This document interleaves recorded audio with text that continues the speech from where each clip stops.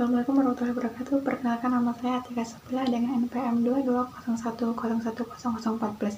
Di sini saya akan menjelaskan tentang fungsi manajemen.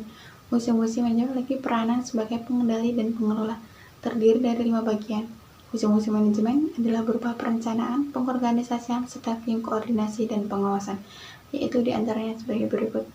Yang pertama itu fungsi manajemen yang perencanaan atau planning. Fungsi manajemen yang pertama adalah planning atau perencanaan. Perencanaan adalah fungsi manajemen berupa rangkaian proses pemilihan atau penetapan tujuan organisasi dan penuntut strategi yang dibutuhkan untuk mencapai tujuan.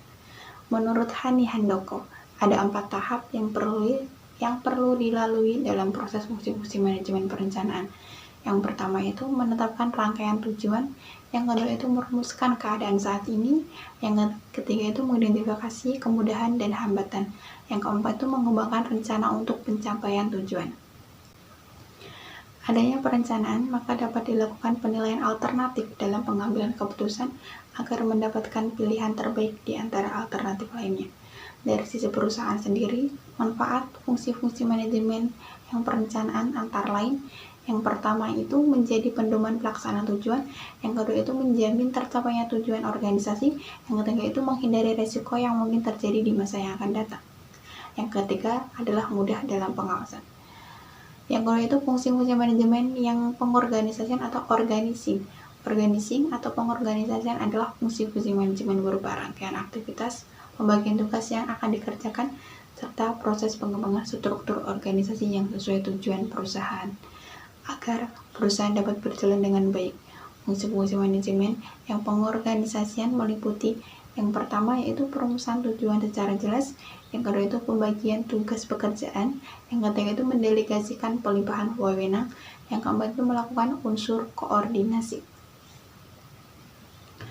Tujuan organizing sendiri wajib dijalankan dengan baik agar dapat mengatur berbagai sumber daya manusia atau sumber daya lain. Bila begitu, sumber daya di dalam perusahaan dapat berfungsi secara optimal dan mampu melaksanakan peran serta fungsi masing-masing dengan baik.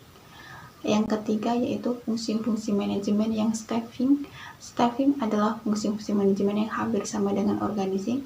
Pada intinya, fungsi ini bertujuan untuk mendapatkan sumber daya perusahaan di tempat yang paling tepat sesuai bidang keahliannya.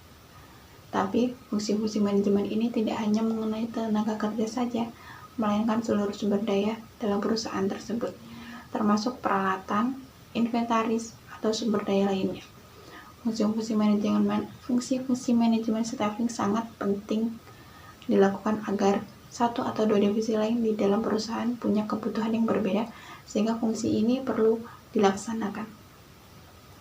Fungsi manajemen staffing sendiri mencakup beberapa hal, yaitu diantaranya yang pertama itu perencanaan sumber daya manusia yang telah tersedia, yang kedua itu perekrutan tenaga kerja apabila terdapat kekosongan pada divisi tertentu, yang ketiga itu proses seleksi calon tenaga kerja yang mendaftar, yang keempat itu pengenalan terkait perusahaan serta melakukan orientasi, yang kelima itu pelaksanaan kerja, yang keenam itu evaluasi kinerja yang telah dilakukan, yang ketujuh itu pemberian reward sesuai hasil evaluasi, dan yang kedelapan itu memberikan pengembangan atau jenjang karir.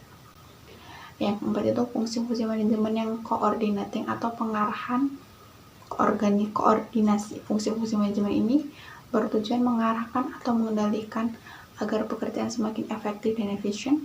Terdapat beberapa aktivitas yang perlu dilakukan perusahaan adalah fungsi manajemen yang koordinating, yaitu yang pertama menerapkan dan mengimplementasikan kepemimpinan, bimbingan, atau motivasi terhadap pekerja supaya bekerja secara nyaman, baik, dan maksimal. Yang kedua itu memberi tugas dan penjelasannya secara rutin terkait dengan masalah pekerjaan. Yang kelima itu fungsi manajemen yang controlling atau pengawasan. Tujuan fungsi manajemen controlling adalah untuk menilai pekerjaan yang telah dilakukan oleh sumber daya manusia yang ada di suatu pekerjaan. Fungsi manajemen pengawasan sangat penting dilakukan karena fungsi manajemen ini untuk penentu kualitas layanan atau produk yang dihasilkan.